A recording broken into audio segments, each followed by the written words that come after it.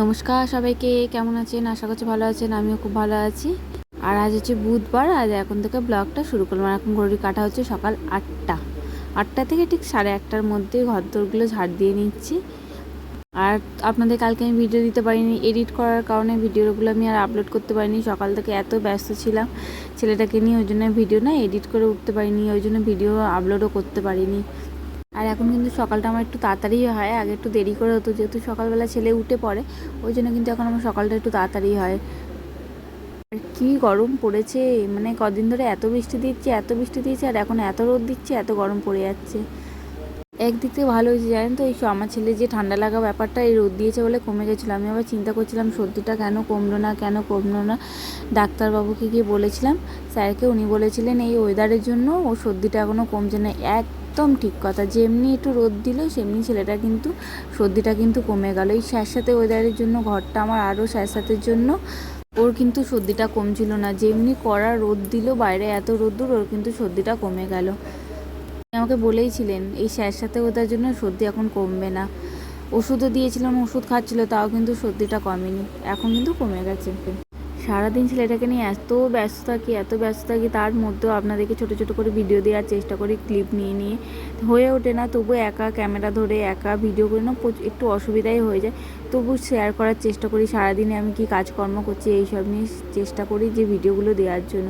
কোনো দিন হয়তো রোববার তো আমি ভিডিও দিতেই পারি না, কেন রোববার দিনটা আমার এত ব্যস্ততার মধ্যে সারাদিনটা কাটে, ওই জন্য ভিডিও দিতেই পারি না। রোববার দিনটা রোববার আমার চ্যানেলে ভিডিও আসবেও না, যেহেতু আমি করে উঠতে পারি না, সামলে উঠতে পারি না, ওই জন্য রোববার ভিডিও আমি দেবো না ভেবেইছি। তারপর এখানে ব্রাশ ট্রাশ করে যাবো হচ্ছে চা খেতে, তারপর যাবো হচ্ছে রান্নাঘরে ঢুকবো। যতক্ষণ ছেলেটা ঘুমাচ্ছে ততক্ষণ ভাবি তাড়াতাড়ি করে রান্নাটা করে নিই। আর আজ রান্না করেছিলাম হচ্ছিল মাছের মাথা দিয়ে, ইলিশ মাছের মাথা দিয়ে কচু শাক, আর করেছিল পমপ্লেট মাছ। আর দেখেছেন কত লঙ্কা দিয়েছি, একটু ঝাল না হলে ভালো লাগে না, ঝাল মিষ্টি হয়। আর ইলিশ মাছের মাথাটা অনেক দিন ধরেই রেখে দিয়েছি, কচু শাক খাবো বলে। আমার থেকে বেশি কথা ভাই বলতে আমার দেওরের খুব ইচ্ছা ছিল, ওর জন্যই বেশি করেছি। ও কিন্তু খুব ভালোবাসে এই খেতেই। তারপর প্রচুর কাচাকুচি করেছি, যেহেতু রোদ দিয়েছে ওই জন্য প্রচুর কাচাকুচি করে নিয়েছি। চাদরগুলো সব জড়ো হয়েছিল, ওই জন্য সব কুচে নিয়েছি। আর ভিডিওর মাধ্যমে আমি কিছু কথা বলতে চাই, যারা মোটামুটি আমার ভিডিও দেখে বা কিছু মানুষ আছে জানেন তো, এত হিংসায় চলে যে কি বলবো। নিজেদের মধ্যে কিছু মানুষ আছে যেহেতু আমি ভালো খাচ্ছি, আমি ভালো পড়ছি, কেন আমি আছি ভালো, কেন আমি ভালো পড়ছি। আরে বাবা, তোরাও থাক না, তোদের সংসারে ভালোভাবে থাক না, কে বারণ করেছে? আমি আমার সংসার নিয়ে হ্যাপি। আমার বর যেমন রোজগার করে, অল্প টাকা হোক বেশি টাকা, যেমন রোজগার করে আমি সেই নিয়ে হ্যাপি থাকি, চেষ্টা করি। তোরাও থাক না, তোদের বর রোজগার করছে, তোরা খাওয়া দাওয়া আনন্দে, তোরা কেন থাকতে পারিস না? সবসময় আমার দিকে তোরা কেন জ্বলিস, এটাই তো আমি বুঝে পাই না। আগে ব্যাপারটা ছিল আমাকে নিয়ে, এখন হয়েছে আমার ছেলেকে নিয়ে। আমার ছেলে কেন ভালো, আর সবারই তো বাচ্চা কাছে, তোরাও তোদের সংসার বাচ্চা কাছে সব নিয়ে সুস্থভাবে থাক, তাহলেই তো হবে।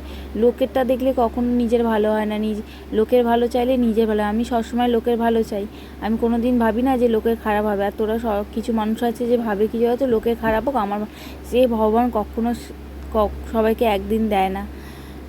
আমি তো দেখতে চাই না কার ঘরে কি হচ্ছে না হচ্ছে, সবাই কেন আমার ঘরে এসে উঁকি মারতে থাকে যে আমার কি হচ্ছে না হচ্ছে। ভালো থাকাটা যে যার ব্যক্তিগত ব্যাপার, নিজে অল্প খাই বা না খাই, অল্প খেলেও ভালো থাকা যায় যদি মনের দিক থেকে ভালো থাকে। আর মনে যদি পাপ থাকে, কখনো যদি ভালো রোজগার, এক গাদা টাকা রোজগার করে সেই টাকাতেও সুখ থাকে না। সুখ হচ্ছে মন থেকে আসে। লোকের ভালো চাইলে এমনি মনে সুখ আসবে, লোকের খারাপ চাইলে মনে সুখ আসবে না, কূটনীতি বুদ্ধি আসবে। যাই হোক, এই যে বেরিয়ে পড়েছিলাম, আমি আর বান্টি ছেলের কিছু জিনিস কেনার ছিল, কিছু টিস্যু এগুলো কেনার ছিল, এই অ্যাপেলেতে চলে গেছিলাম কেনার জন্য। তারপর বেরিয়েছিলাম, এসে হচ্ছে আমি পার্লারে গেছিলাম। চলুন ভিডিওটা তাহলে এখানেই শেষ করলাম। সবাই ভালো থাকবেন, সুস্থ থাকবেন। আবার নতুন কোনো ব্লগে ফিরে আসবো। আর যদি ভিডিওটা ভালো থাকে একটা লাইক, কমেন্ট, একটা শেয়ার করে দেবেন। যদি ভালো লাগে